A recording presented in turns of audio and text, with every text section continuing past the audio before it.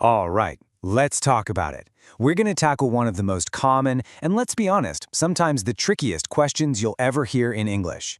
We are going to break it all down into simple, easy-to-use building blocks so you can answer with confidence every single time.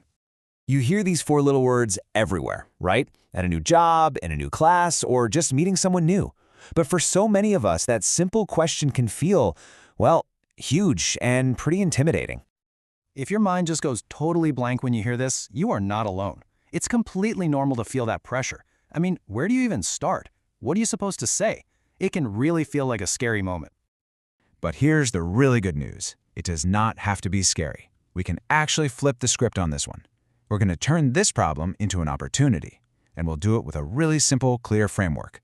Let's make this easy and maybe even a little fun. Okay, first things first. Every good introduction has to start with the basics. Just think of this part as your foundation. It's simply who you are and where you're from. Let's call these the core four, just to make it easy to remember. It's your name, where you're from, where you live now, and your age. Although, remember, sharing your age is always optional. These four little points are the perfect launchpad for any introduction. And just look at how two totally different people can use the exact same framework. You've got Paul, he's from Canada, lives in a small town in a house. Then there's Emily, from the US, lives in a big city apartment. See? Same questions, but completely different and totally great answers. Okay, so you've got the basics down. On to our next building block. Once people know who you are, they're usually curious about what you actually do. You know, your daily life. Now, it's really important to get what this question actually means. When someone asks, "So what do you do?" they're almost always asking about your job or what you're studying. It's just a simple, common way to learn how you spend your time. And again, you can see how different the answers can be. Paul's an English teacher, and he says he loves his job, which is great. Emily is a student, and she's studying art. Both are perfect answers. They give us a really clear picture of their day-to-day.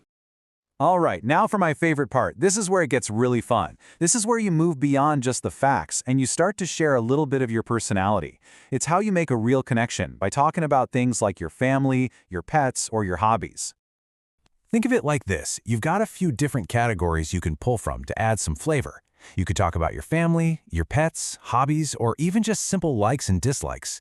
And the key thing is, you don't have to share everything. Just pick a little something that shows who you are. Now this is a fantastic way to add personality. Paul is a dog person. He's got this friendly brown dog named Max. And Emily, she's a cat person with a quiet, black and white cat named Luna. These little details, they're so memorable, and they just make Paul and Emily seem so much more relatable, don't they? And hobbies? Hobbies are a goldmine for finding common ground. So, Paul's into rock music and soccer, Emily loves to paint and read. But look at that, they both like watching comedy movies. That is an instant conversation starter right there.